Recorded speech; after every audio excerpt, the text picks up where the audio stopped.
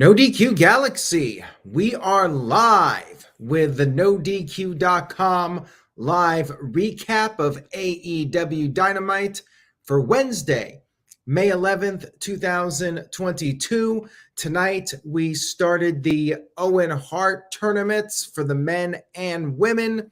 Shout out to everybody watching this, whether it's live or on demand. I very much appreciate your support. Let's get right down to the recap. We started Dynamite with a match in the Owen Hart tournament. We had Adam Cole going up against Dax Harwood. Owen Hart's widow, Martha, was in the crowd watching. They showed her several times during the broadcast. And this was a fantastic match. This was a really strong contest between these guys to open up the tournament and get it going. Dax, of course, paying tribute to the Hart Foundation with his tights. And Dax early on went for the sharpshooter, could not get it on. And then Cole slid Harwood into the ring post. Harwood went to the outside, was selling his ribs. Remember that for later. And they got back in the ring. Dax Harwood was thrown into the turnbuckle, sternum first, just like what happened to Bret Hart and all those classic matches during the 1990s. Vintage Bret Hart spot there. Cole hit some German suplexes to Dax, but he countered, hit one of his own, and then Dax hit a sit-down power bomb. But Cole was able to kick out. Crowd was chanting AEW. Crowd was doing dueling chants for both guys. Harwood hit a pile driver, but Cole was able to kick out of that. And then Harwood finally got the sharpshooter on. However, because of his ribs, he was not able to keep the hold on, and he had to let go. And then he got knocked to the outside of the ring, barely got back in the ring for the count of 10. He got in at like 9, but unfortunately for him, Cole got the sharpshooter on, and at this point, it was in the center of the ring, nowhere for Dax Harwood to go. He had to tap out. By the way, I forgot to mention, Cole was at one point going for a super kick, and he was tuning up the band. Of course, a reference to Shawn Michaels, and that got tons of boos. So great stuff there. And yeah, Dax Harwood taps out to the sharpshooter. Adam Cole getting the win. Great stuff here. This was a fantastic match. Really enjoyed it. And you really could not ask for a better match to start off the tournament, in my opinion. For some reason, earlier I was going to say opening round match, but they already had the qualifying matches, and now they're doing the quarterfinals. Adam Cole moves on to the semifinal. I think that's right. I always seem to screw it up when I'm talking about these tournaments. I think I was correct with that, though. So moving on here. We had a backstage promo from Brit Baker talking about the Toni Storm versus Jamie Hayter Owen Hart tournament match. And she talked about her own match coming up, how she has to face a Joker, a mystery entrant. And she says it doesn't matter. She will win regardless. And she said the thing with Storms, in reference to Toni Storm, is that Storms eventually pass, and Jamie Hayter is on the forecast. We had Danhausen actually competing in a match for the first time. He was introduced as being 6'7", 300 pounds, very nice, very evil, the whole shebang. And Tony Nese was in the ring with Smart Mark Sterling. No intro for Tony Nese. Now, in the world of WWE, you know what this means. However, they swerved us. They know we were thinking that, so they threw the little curveball. Danhausen was going to curse Tony Nese, but Smart Mark got on the apron and Tony Nese took a cheap shot, hit a running knee, and then scored the quick victory. The match was over just like that, like 15, 20 seconds. I'm not sure, but this might have been the shortest match in Dynamite history. Somebody's got to find out that stat. If not the shortest, this had to be one of the shortest matches in Dynamite history, which I know some people were like, oh, Danhausen, they made a fool out of him. But, I mean, it's a comedy act and didn't really bother me that he lost. If anything, I kind of liked the swerve, the twist. After this was over, the attack continued. Tony Nese pulled down the knee pad, but then the music hit and Hook was sent. Hook came down to the ring. Tony Nese fled the scene, and then we got the handshake. So Hookhausen is officially a thing. The crowd absolutely loved it. You know, Hook, he is an internet darling. He is an AEW darling. The people love the guy, and they do love Danhausen as well. But yeah, I did not think that Danhausen needed to win this match by any means. It's a comedy act. It's, you know, the opening match, buy-in type stuff. So no biggie here. We had, in my opinion, one of the most entertaining contract signings of all time. The only one I can think was a better contract signing was that CM Punk John Cena one with Vince McMahon in the ring. You know, that was at the peak of the summer of Punk. But this might be my number 2. As you guys know that have followed the NoDQ channel for a while, I am not a fan of contract signing segments. I think they're way overdone. They're usually the same old song and dance. Now, this was awesome. MJF was just, you know, top tier, S tier promo wise, and Wardlow continuing to build up momentum. So this was Long Island, and I forgot to mention CM Punk's match. So we'll go back. After this, I'm going to backtrack and talk about CM Punk. I totally skipped over in my notes CM Punk for some reason. I will fix that. Stay tuned. Anyways, let's talk about, since I'm talking about it now, we'll talk about the MJF segment with Wardlow.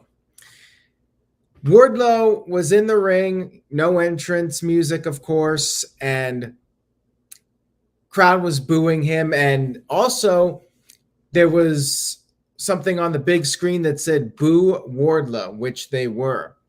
And then MJF's music hit, got a huge pop, and it's Bizarro World. AEW has their own Bizarro World. WWE had Toronto and sometimes Chicago.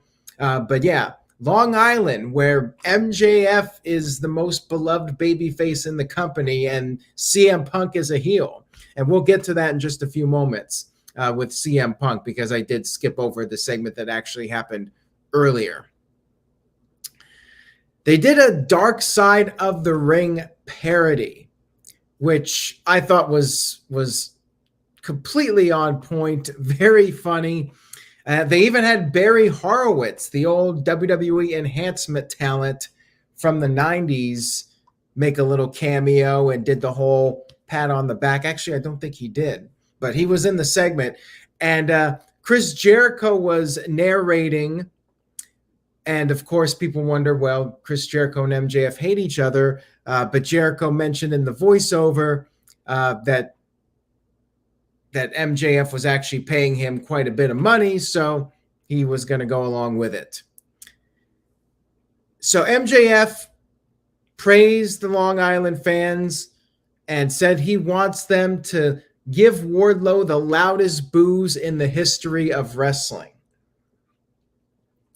Not sure they were the loudest boos ever, but a lot of boos for Wardlow. And Wardlow just had nothing to say. So MJF kept talking. Talked about the conditions for the match. And basically, Wardlow has to go through the same exact thing Cody Rhodes did. He has to get numerous lashings, and then there's going to be a cage match. And MJF even name-dropped Cody Rhodes in this segment. MJF called him the American roller coaster, Cody Rhodes. And then he brought up his contract, 2024, and how there's a certain guy backstage, Tony Khan, did not mention his name, but there's a guy backstage that doesn't want him to talk about that. So this was all great. MJF just pure fire on the mic. And there's actually going to be not one, not two, not three, not 5, 6, 7, 8, 9 whippings. There's going to be 10 whippings or lashings, I should say. And Shawn Spears, who was there, of course, did the 10 in the face of Wardlow for that. Crowd loved that, of course. And as far as the cage match goes, MJF will be the special guest referee when Wardlow goes in the cage match against Shawn Spears. And at first, Wardlow was laughing about facing Shawn Spears, and MJF called him a dipshit, said he's 0-2 in cage matches.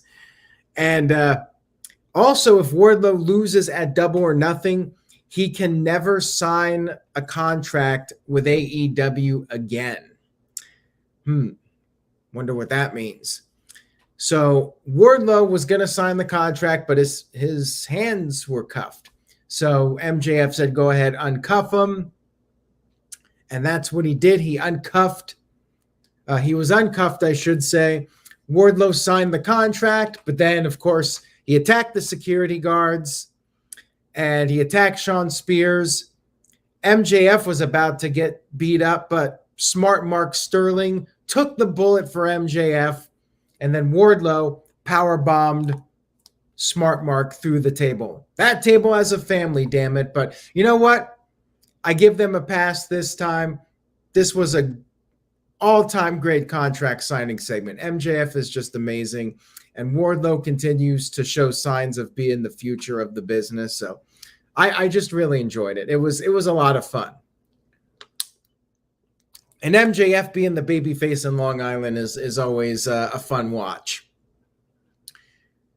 All right, so let's back up here a little bit. CM Punk had a match against Long John Silver, who is from Long Island, New York, got the big babyface pop. Hangman Adam Page, the world champion, was on the commentary for the match. CM Punk came to the ring with a Long Island or New York Islanders jersey. Forgive me, I'm not a hockey person, so he got booed. So the crowd did not care about him wearing a New York Islanders jersey, although I guess the name on the back was some kind of insult. I'm not a sports guy, so I totally missed the reference. But yeah, he got booed. He had the music cut just so he could soak in all of the boos. And there were some cheers for CM Punk. I mean, it was split, dueling chants. Long John Silver tried everything he could to try and put away CM Punk. Got a couple of near falls, but then CM Punk, the veteran, got the upper hand, mocked John Silver with the flexing, and then finished him off. He looked over at Hangman Adam Page and then hit Silver with the buckshot lariat, using Page's own move to win the match. And thank you, Nick Glavin. So the player on the jersey left them to play for the Toronto team. So yeah, CM Punk with the little insult to the New York Islanders. After the match was over, we had a little confrontation. Page stormed to the ring, and Punk said that Page is taking it personally, but for him, it's just business. And at the end of Double or Nothing, Page will shake his hand. And Punk went for a handshake, but Page just flipped him off instead. So the heat continuing to build up for this one. Good stuff here. And Joey Perez making sense of the whole jersey thing. You guys got to forgive my ignorance when it comes to the sports stuff. Like I'm like a deer in the headlights when it comes to that stuff. Anyways, moving on here, we had Jungle Boy versus Ricky Starks for the FTW title. Good match here. I mean, these guys are both really great in the ring, but the FTW title, it's just a prop. You know, I really don't think anybody takes it seriously. It's not an official title. So it's like when they put the title on the line, I'm like, okay, whatever. So good match here. Jungle Boy on fire in the early moments, doing a lot of his flashy maneuvers. And he had a DDT. Starks kicked out, hit a thrust kick, another kick out. Starks hit his spear, but Jungle Boy kicked out of that. And then Jungle Boy got the snare trap on, but Starks was able to get 2 fingers on the rope to break the hold, and he escaped to the outside. He grabbed his FTW title, so he was pretty much ready to end this match, DQ or leave or whatever.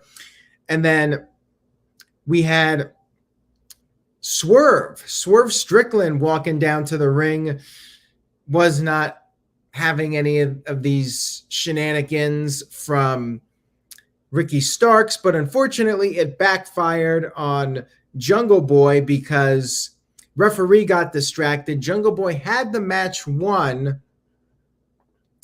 and the referee was distracted, and Starks took advantage, picked up the win, is still your FTW champion, so whatever. After this, we had Luchasaurus and Christian come down. Christian bumped into Swerve as he was walking down to the ring, and things got a little heated with everybody. You had Powerhouse Hobbs out there, and then Keith Lee arrived, and there was a standoff with the 3 teams. Maybe we're getting a triple threat. I don't know. Christian hugged Jungle Boy, who has been struggling as of late in AEW, even though him and Luchasaurus do have the tag team titles. I just cannot imagine Jungle Boy as a heel, though, Jesse. Man, I don't know if they could pull that one off. Jungle Boy seems like a Ricky Steamboat type where he just would not work as a heel. I cannot imagine it. Like, maybe there's a side of Jungle Boy. I mean, I never thought Sami Zayn could be a great heel in WWE, and here we are. I mean, Sami Zayn really surprised me with how well he transitioned into that heel character. So maybe there's something in Jungle Boy I haven't seen yet as far as the ability to do it. Like, Sami Zayn is just such a great promo too, so that helps. We had Chris Jericho arrive with the sports entertainment group, the Jericho Appreciation Society, and they had this victory speech over everything that they did to the trio of Eddie Kingston, Santana, and Ortiz. Jericho talked about being a hometown hero. He was born close to Long Island, but he moved away because it's a dump, and talked about how they eliminated Kingston and company. But then Jon Moxley arrived. Now, of course, Jon Moxley and Eddie Kingston, very close, well documented. And Jericho told him to leave. He's outnumbered. But then the rest of the Bullet Club, the Blackpool Combat Club, they arrived. Jericho said it's still 5-on-4, but then Eddie Kingston, Santana, and Ortiz appeared from behind, and the ring was surrounded. The Jericho Appreciation Society was surrounded. Crowd chanted, "You effed up," at Jericho, and then there was the beatdown on the Jazz, and William Regal even got a punch in on Chris Jericho. So good angle here. I liked it. I like the momentum that they're building up for whatever the match is going to be, whether it's Jericho versus Kingston. I feel like they might do a singles match first and then maybe do blood and guts with the Jazz versus the Blackpool Combat Club and Eddie Kingston, Santana Ortiz, maybe do a 6-on-6 match. Jericho can add another person to his group. But yeah, I'm looking forward to what's coming up here, and I like that the Blackpool Combat Club is getting involved. I could definitely see Blood and Guts coming up at some point with all these individuals. 9:30. You guys know what happens at 9:30. Last week it was the main event, but this week the women were back in their 9:30 spot. Toni Storm versus Jamie Hayter, Owen Hart tournament quarterfinal, leading up to a semifinal spot. So good match here. Pretty solid. A couple of the highlights. Toni hit a tornado DDT on the outside, got her back in the ring, went for a crossbody. Jamie kicked out of that. Jamie hit a backbreaker, but Toni kicked out of that. And Jamie gave Toni a Uranagi on the apron, but Toni was able to make a comeback. And then Toni picked up the win with the pile driver, the Storm Zero. Looked kind of nasty because Toni didn't exactly get her up all the way for it. So yeah, kind of looked brutal, but Toni Storm did pick up the win, advances in the tournament, and a good match here. Backstage, we had an interview with Frankie Kazarian. He will be challenging Sammy Guevara, or not Sammy Guevara. He'll be challenging Scorpio Sky for the TNT title. See, they do the hot potatoing. I'm forgetting who the champion is, but yeah, Scorpio Sky facing Frankie Kazarian, their history with SCU. Sammy Guevara confronted Scorpio Sky, and said that, well, basically gave him a warning, said that Scorpio Sky will stab Kazarian in the back first opportunity he gets.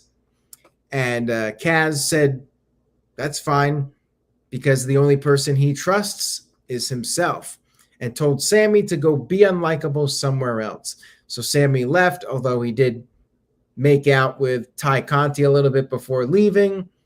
So yeah, that'll be coming up on Rampage, I believe, at 5:30 Eastern, which is not a very good time slot for that show, judging on the viewership numbers from last Friday. And of course, with the playoffs going on, yeah, AEW's kind of in a rough spot. WWE too, with the sports competition. We had Jeff Hardy versus Darby Allin in the main event. Anything goes match, and not a lot of time for this, but they just went 100 miles an hour. It was crazy. Anything goes match, since both of them lived their lives to the extreme. Darby went right after Jeff with a drop kick to the outside, set up some chairs. He did a dive, and then Jeff sent Darby into the steel steps. And then during the last picture-in-picture break, Jeff was going to climb this giant ladder that he pulled from under the ring.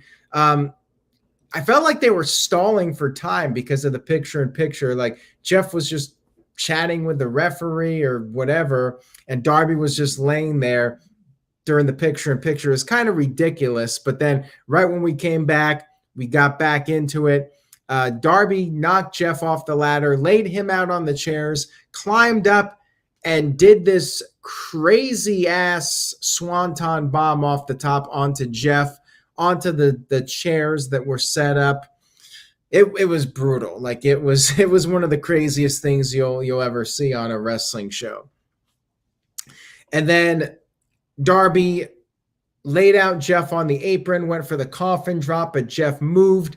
Jeff placed Darby on the steel steps that were sideways, so the flat part was where Darby was laid on. Jeff went to the top, went for a swanton, but Darby moved and Jeff crashed onto the steel steps. That was brutal too. And then they got back in the ring. Darby hit Jeff with the coffin drop, 1-2 kick out, and Jeff basically turned it into a pinfall of his own, rolled Darby over and pinned Darby. Kind of like what happened with Darby and Cody Rhodes from a couple of years ago. And I'm not the biggest fan of that finish where Darby hits his opponent with the move and then his opponent has the strength to just roll him over and pin him. But then again, if Darby's like 100 pounds, I guess it's not really going to hurt people all that much. I don't know. I'm just not a fan of it, but match was still crazy. It was really fun. It was short, but no dull moments. Like I said, 100 miles an hour. It was wild. So Jeff Hardy advances in the tournament. And then we had the Undisputed Elite come out on the stage. And Matt Hardy was doing the delete towards the Undisputed Elite. And that was Dynamite, everybody. Show was awesome. I really enjoyed it this week. Owen Hart matches, all three were at least good. Opening match was awesome. Main event was a fun train wreck. I don't know, but it was a really fun match. Jesse sent a $50 pesos, maybe. I'm not sure. Says, awesome match, like a pay-per-view match. Well, thank you for that super chat. I very much appreciate it, Jesse. Yeah, I mean, it was short. I think if it was on pay-per-view, it would have been a much longer match. But yeah, with the time they had, it would be nice if they actually got an overrun every now and then, because we all pretty much expect the show to end right at 10 o'clock.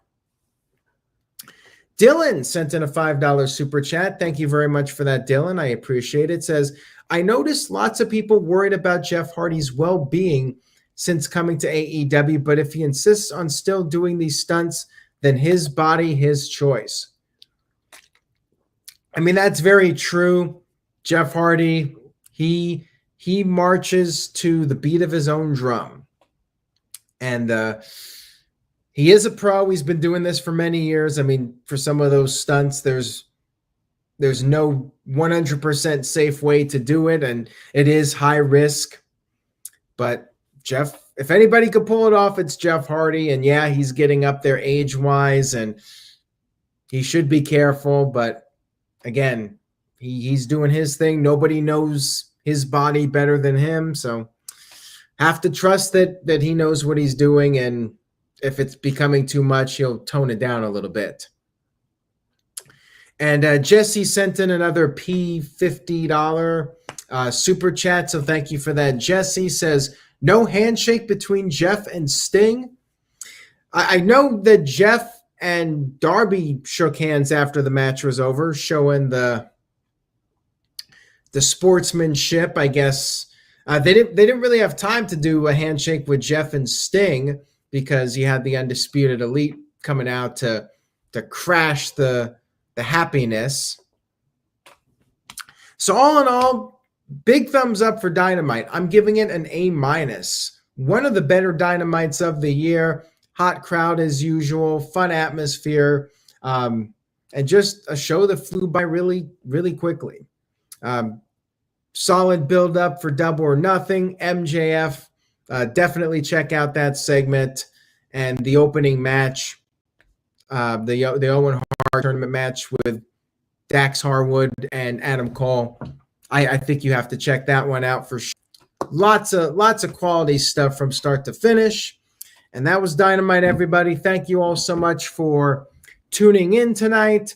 Head over to NoDQ.com for the latest wrestling news and rumors, and stay tuned for the NoDQ review and other content on the channel. Subscribe, youtube.com/AaronRiff NoDQ if you haven't already. And remember, say yes to NoDQ.com. Have a great rest of your week, everyone, and I will see you all next time.